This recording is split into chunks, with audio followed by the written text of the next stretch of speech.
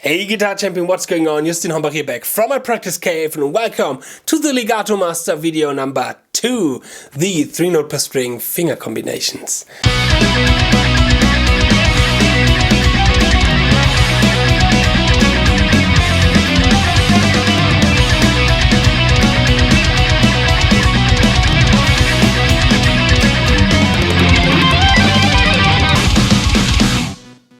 In this video we are going to take a look at 3-note per string finger combinations for our left hand, because the ability to play all those finger combinations gives us a lot of freedom to improve in our scale playing and all of the legato runs, but also for our picking, for everything where the left hand is included, so also all the picking kind of stuff. And it gives you some new perspective and maybe some new ideas where you can improve your runs, your scale runs, and yeah, being a little bit more creative with this kind of stuff.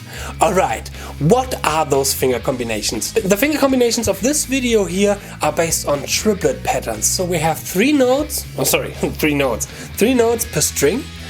Not 4, not 5, not 6, 3, only 3. And those 3 I name number 1, number 2, number 3. So first of all, it doesn't depend on which fingering you have.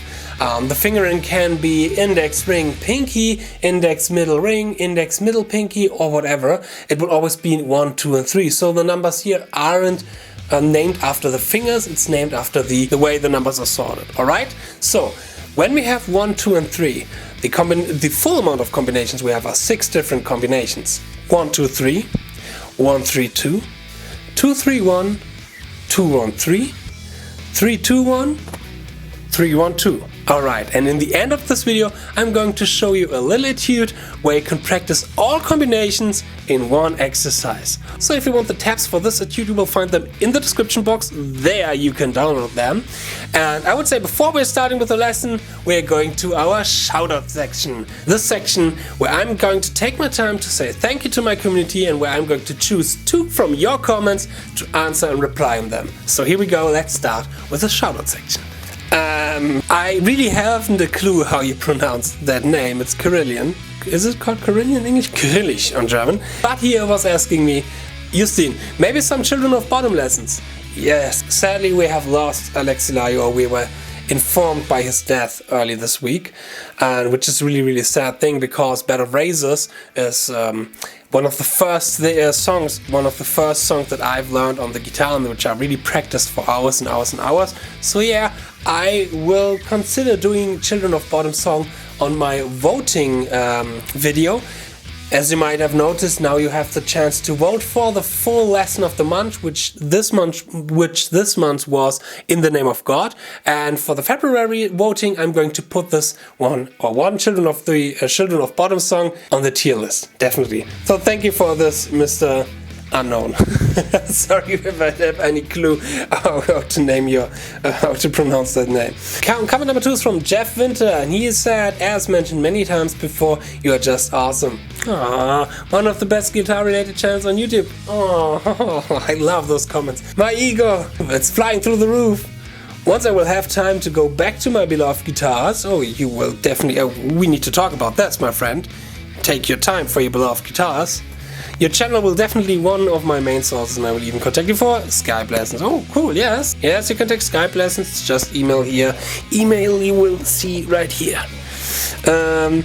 It will take some time, but I will start again with guitar. Yes, do this, start again. It's one of the greatest things ever. Play guitar, shred, progress. And if you need help for something, always feel free to write me. By the way, your cat in the background and her meow is lovely. Yeah, I love it. Ingrid, it can be really lovely sometimes, but sometimes it can be also pretty annoying. Ah! Lovely! Come here. He doesn't like the camera that much. He's a little bit shy guy. Alright, so much for the shoutout section. Thank you for your comments and thank you for the support of my channel. It really helped me a lot to gain all those great comments. And yeah, so let's start with today's lesson, the Legato Master lesson part 2. Here we go. The first finger combination, 1, 2, 3, looks like this.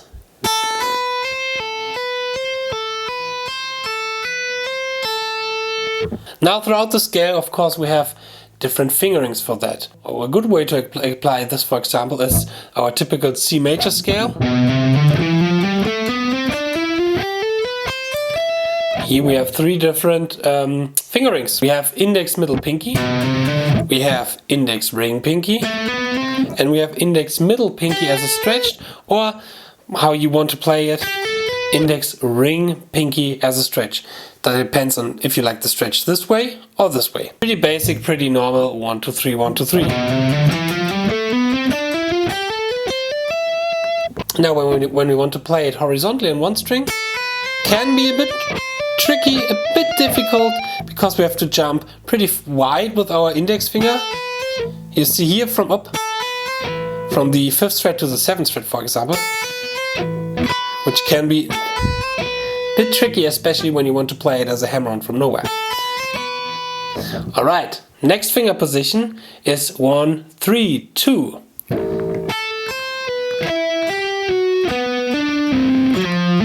Sorry.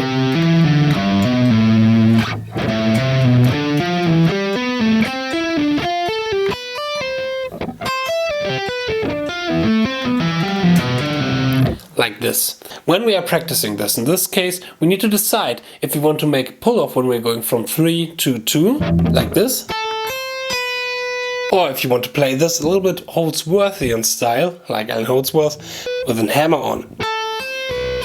But this can be really tricky and difficult, and it's something I'm practicing a lot right now, to get or to find the right point where I let loose the pinky and where I hammer on the ring finger, so there's no gap in between those 2 notes and it's still legato. Because of course you can play with hammer-on pull-offs and it's still staccato, because you have a gap between every note. Legato is playing without gaps in between notes.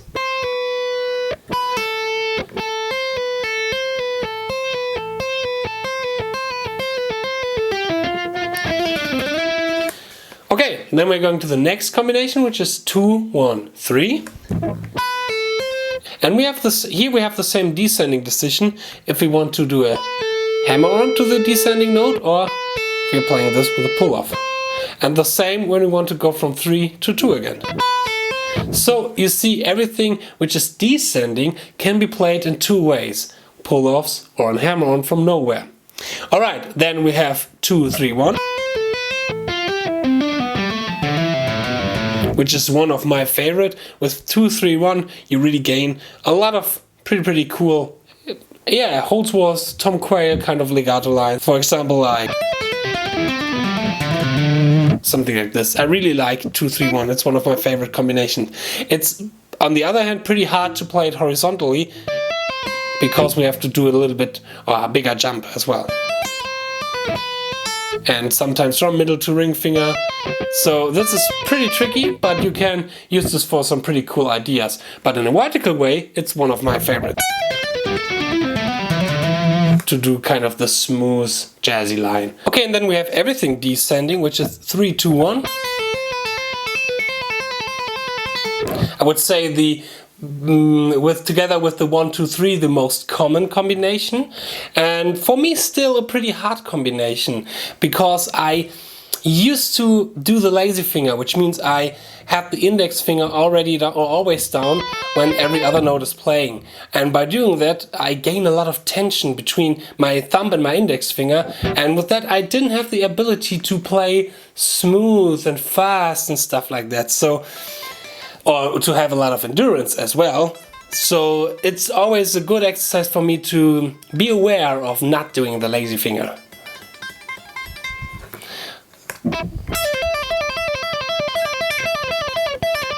Alright, so then the last combination is 3, 1, 2. And this one, especially together with the 3, 2, 1 combination, is a pretty useful lick, and something which you've heard or played maybe now really often in the guitar scene, guitar world, especially by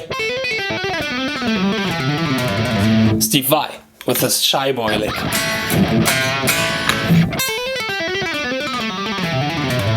Which is exactly the combination out of 3, 2, 1, 3, 1, 2, sorry, 3, 2, 1. Alright, now, as I've said in the beginning, I wrote an etude where we can train every combination.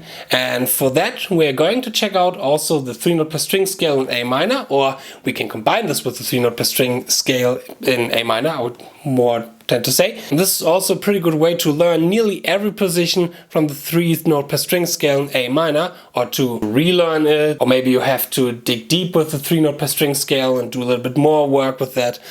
Because we have, as I've said in the beginning, 6 combinations and we have 7 different fingerings, so we can use 6 fingerings from the 3-note per string scale and apply every combination to it. Now, I have one rule. Every time when I play a 3-note per string scale descending, ascending, I have to change the combination. And the last digit of my combination descending has to be the first digit of the combination ascending, alright? So for example, I start with 1, 3, 2. Here in A minor on the A, the 5th fret. So now 2 was our last digit, 2 has to be now the next digit, the first digit of the next combination. So now I play 2, 3, 1.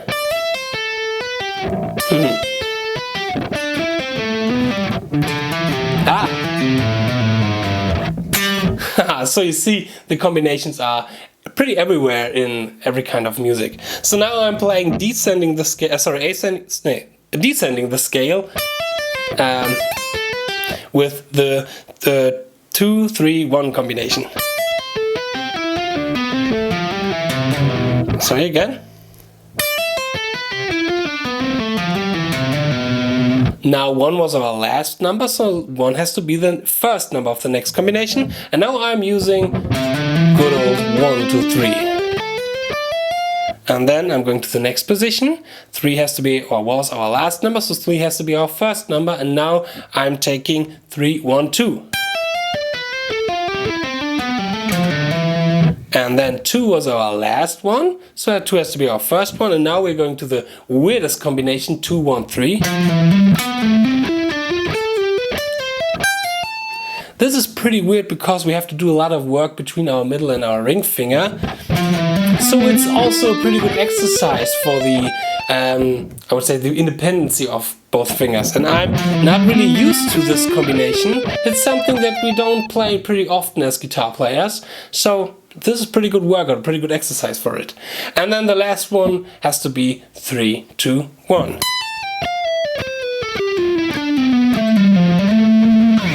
Okay, let me play the complete etude in one row. First 1, 3, 2.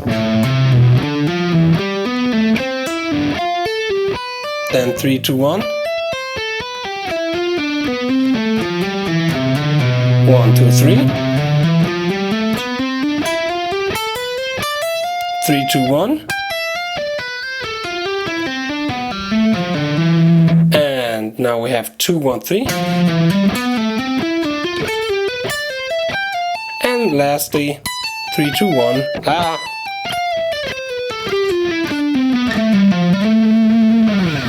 So try this etude to practice every combination. Now, and I want to encourage you to be creative and try to use different combinations, for example, in sequences that you like to play. When, for example, you love to play the Pepsi sequence from Minnie Moore, this...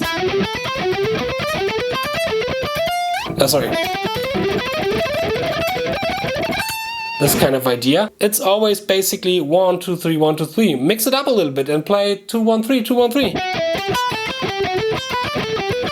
The jumps, the finger position can be a little bit harder here and there, but everything still doable with a little bit of practice. 2, 3, 1 is pretty nice for this as well.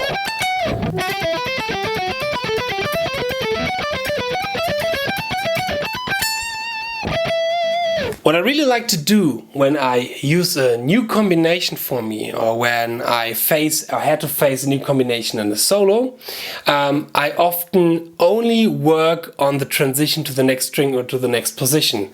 What I mean by that, when I take, for example, the last idea, this one here, And when I think, okay, from my picking and from the synchronicity, I can play this here, which is basically 1, 2, 3, 1, 2, 3. Why not try? And when you have the when you have the finger on the next string, then you can try to continue.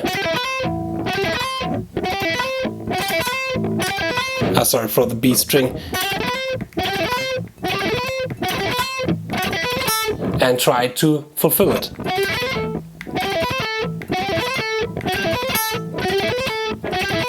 Whew. Pretty interesting, but it gives you a pretty wide variety of different combinations that not every player is using, because we are not getting out of our comfort zone when it comes to this pretty often. And as I've said, we love to play those kind of ideas and patterns, which can be a bit boring sometimes, so why not being creative with some other combinations of those 6-1. Alright, so much for today's lesson, so much for the second part of Master the Legato Master series. I hope you liked this little video. If you liked the video, then feel free to hit the subscribe button, hit the like button, and I hope I'm going to see you in my next video. So far, cheers and stay progress. Bye.